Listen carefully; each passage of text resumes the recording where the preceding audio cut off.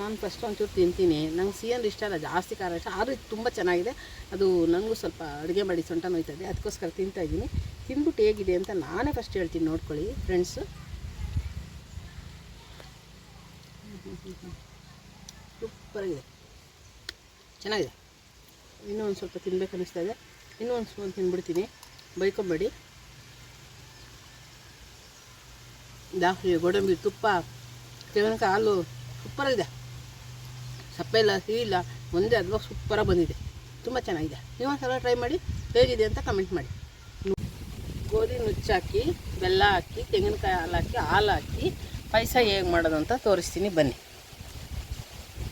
ಗೋಧಿ ನುಚ್ಚು ಪಾಯಸಕ್ಕೆ ಒಂದು ಕಾಯಿ ಕೆಚ್ಕೊಂಡು ಹಿಂಗೆ ಹಾಕ್ಕೊಂಡು ಒಂದು ಚೊಂಬು ನೀರು ಹಾಕ್ಕೊಂಡು ಚೆನ್ನಾಗಿ ನೀರಲ್ಲಿ ಹಿಂಗೆ ಇಸ್ಕಿ ಹಾಲು ತೊಗೊಳ್ಳೋಣ ಪಾಯಸಕ್ಕೆ.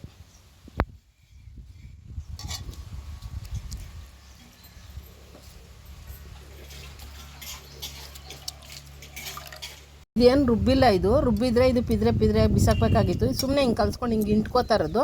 ಇದನ್ನು ನೀವು ವೇಸ್ಟ್ ಮಾಡಬೇಡಿ, ತೆಂಗಿನಕಾಯಿ ರೇಟ್ ಜಾಸ್ತಿ ಇರುತ್ತೆ. ಏನಪ್ಪ ಇಷ್ಟು ರೊಟ್ಟಿ ಕೊಟ್ಟಿಂಗ್ ಬಿಸಾಕ್ಬೇಕು ಅನ್ನೋದು ಬದಲು ಸಾಂಬಾರಿಗೋ ಇಲ್ಲ ಚಟ್ನಿಗೂ ಹಾಕ್ಕೊಳ್ಳಿ. ಸ್ವಲ್ಪ ತುಪ್ಪ ಹಾಕೋತಾ ಇದ್ದೀನಿ. ದ್ರಾಕ್ಷಿ ಗೋಡಂಬಿ ಹುರ್ಕವ ಒಂದು ಡಿಫ್ರೆಂಟಾಗಿರೋ ಪಾಯಸ ಮಾಡಿ ತೋರಿಸ್ತೀನಿ, ಹಂಗೆ ನೋಡಿ ಏನೇನು ಹಾಕ್ತೀನಿ ಅಂತ. ಗೋಡಂಬಿ ಹಾಕೋತಾ ಇದ್ದೀನಿ, ಬ್ರೌನ್ ಕಲರ್. ಇವಾಗ ದ್ರಾಕ್ಷಿ ಹಾಕ್ತಾ ಇದ್ದೀನಿ.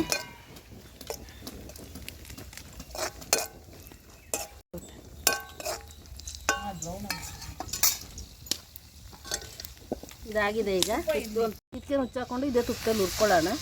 ಇದು ಗೋಧಿ ನುಚ್ಚು, ನಿಮಗೆ ಗೊತ್ತಿಲ್ಲ, ನಮ್ಮ ಮಗಳು ಮಾಡಿಕೊಡು ಅಂತ ಬೆಂಗಳೂರಿಂದ ತಂದವ್ರೆ. ಅವ್ರಿಗೆ ಮಾಡಿ ತೋರಿಸ್ತಾ ಇದ್ದೀನಿ ಯಾವ ಥರ ಮಾಡಬೇಕು ಅಂತ.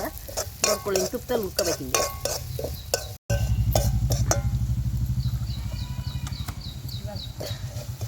ಈಗ ಹುರಿದಿದೆ ಚೆನ್ನಾಗೆ, ನೋಡಿ ಗಮ್ಮಂತ ಇದೆ. ಸಾಕು, ಇಷ್ಟು ಹುರಿದ್ರೆ ಇವಾಗ ಅದಕ್ಕೆ ಹಾಲು ಹಾಕ್ಕೊಳ್ಳೋಣ. ಕಾಯಿಸಿ ಇಟ್ಟಿದ್ರು ಹಾಲು ಹಾಕ್ಕೊಳ್ಳೋಣ. ಈಗ ಇದಕ್ಕೆ ತೆಂಗಿನಕಾಯಿ ಹಾಲು ಹಾಕಬೇಕು. ಇದು ಬೇಯ್ತಾ ಇರಲಿ, ಹಿಂಗೆ ಬೇಯ್ತಾ ಇರಲಿ. ಇದು ನುಚ್ಚೆಲ್ಲ ಚೆನ್ನಾಗಿ ಬೆಂದಮೇಲೆ ಬೆಲ್ಲ ಹಾಕ್ಕೊಳ್ಳೋಣ. ಫಸ್ಟೇ ಬೆಲ್ಲ ಹಾಕ್ರೆ ಹಂಡಿ ಹಿಡಿದು ಬಿಡ್ತದೆ. ಇದು ಬೇಯ್ತಾ ಇರಲಿ. ಹಿಂಗೆ ಈಗ ಕುದೀತಾ ಇದೆ. ಆವಾಗಲೇ ಕಾಯಿ ಎಲ್ಲ ಸರಿದ್ಬಿಟ್ಟು ಹಾಲು ತೆಗೆದುಕೊಂಡ್ವಲ್ಲ, ನೋಡಿ ಹಾಲು ನೋಡಿ ಈ ಥರ ಹಾಕೋಬೇಕು. ಹಿಂಗೆ ಬಿದ್ದರೆ ಹಾಕ್ಬಾರ್ದು. ನೋಡಿ ಹಿಂಗೆ ಟೀ ಸೋಸೋದು ಜ್ಯೂಸ್ ಸೋಸೋದಲ್ಲಿ ಹಿಂಗೆ ಹಾಕೋಬೇಕು. ಹಿಂಗೆ ಇದು ಹಿಂಗೆ ಉಳ್ಕೋಬೇಕು. ಇದರಲ್ಲಿ ತೆಂಗಿನಕಾಯಿ ಹಾಲು ಮಾಮೂಲಿ ನಾವು ಟೀಗೆ ಹಾಕೋ ಹಾಲು ತುಪ್ಪದಲ್ಲಿ ಹುರಿದು ಇದು ಗೋಧಿ ಪಾಯಸ. ಗೋಧಿ ನುಚ್ಚು ತೆಂಗಿನಕಾಯಿ ಹಾಲು ಹಾಲಲ್ಲಿ ಬೆಂದಿದೆ ಚೆನ್ನಾಗೆ, ಬೆಂದಿದೆ. ಇವಾಗ ಬೆಲ್ಲ ಹಾಕ್ಕೊಳ್ಳೋಣ. ಹಿಂಗೆ ಇರಬೇಕು ನೋಡಿ, ಎಷ್ಟು ಚೆನ್ನಾಗಿದೆ. ಬಾಣ್ತಿರ್ಗೆಲ್ಲ ಕೊಡಿ, ನಡಿಗೆ ಶಕ್ತಿ ಬರ್ತದೆ. ಗೋಧಿ ನುಚ್ಚು ಅವಾಗೆಲ್ಲ ಉದ್ನಿಟ್ಟು ಅದು ಇದು ಅಂತ ಕೊಡೋರು ಬಾಣ್ತಿರ್ಗೆ. ಈ ಬೆಲ್ಲ ಹಾಕಿ ಈ ಥರ ಗೋಧಿ ನುಚ್ಚಲ್ಲಿ ಮಾಡಿಕೊಟ್ರೆ ನಡಿಗೆ ತುಂಬ ಶಕ್ತಿ ಬರ್ತದೆ, ತುಂಬ ಒಳ್ಳೆಯದು. ಬಾಣ್ತಿರ್ಗೆ ದೊಡ್ಡವರಾದವ್ರಿಗೆಲ್ಲ ಮಾಡಿಕೊಡಿ, ವಯಸ್ಸಾದವ್ರಿಗೂ ಮಾಡಿಕೊಡಿ, ನೀವು ಮಾಡ್ಕೊತೀನಿ. ಒಂದು ಇಡೀ ಬೆಲ್ಲ ಹಾಕ್ತಾಯಿದ್ದೀನಿ. ನಿಮ್ಗೆ ಸಿಹಿ ಜಾಸ್ತಿ ಬೇಕಂದ್ರೆ ಸಿಹಿ ಜಾಸ್ತಿ ಹಾಕ್ಕೊಳ್ಳಿ. ನಾವು ಸಿಹಿ ತಿಂತೀವಿ, ಬೆಲ್ಲ ಏನೂ ಆಗೋಲ್ಲ ಸಿಹಿ ತಿಂದರೆ. ನೀವು ಹಾಕ್ಕೊಳ್ಳಿ ಇಷ್ಟ. 2 ಲವಂಗ ಹಾಕ್ತಾಯಿದ್ದೀನಿ, ಏಲಕ್ಕಿ ಪುಡಿ ಹಾಕ್ತಾಯಿದ್ದೀನಿ.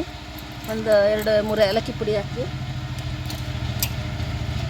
ಹಿಂಗೆ ಹಾಕ್ಕೊಂಡು ತಿರ್ಗ್ತಾ ಇರ್ಬೇಕು. ಬೆಲ್ಲ ಹಾಕೋದಲ್ವಾ, ಹಂಡಿ ಹಿಡಿದು ಬಿಡ್ತದೆ. ಹಿಂಗೆ ನೋಡ್ಕೋತಾರೆ. ಈಗ ದ್ರಾಕ್ಷಿ ಗೋಡಂಬಿ ತುಪ್ಪದಲ್ಲಿ ಕರ್ದಿರೋದು ಹಾಕೊಳ್ಳೋಣ.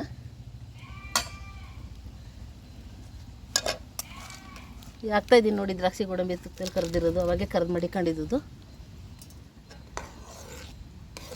ಇದು ವಯಸ್ಸಾದವ್ರಿಗೆ, ಮಕ್ಕಳಿಗೆ, ಈ ವಯಸ್ಸಿಗೆ ಬಂದ ಹೆಣ್ಮಕ್ಳಿಗೆ, ಋತುಮತಿ ಆಯ್ತಾರಲ್ಲ ಆ ಹೆಣ್ಮಕ್ಳಿಗೆ, ಬಾಣ್ತಿರಿಗೆಲ್ಲ ತುಂಬ ಒಳ್ಳೆಯದು. ನಡಿಗೆ ತುಂಬ ಶಕ್ತಿ ಬರ್ತದೆ. ಇದೇನಿಲ್ಲ ನೋಡಪ್ಪ, ಏನು ಸೈಡ್ ಎಫೆಕ್ಟ್ ಆಗೋಲ್ಲ.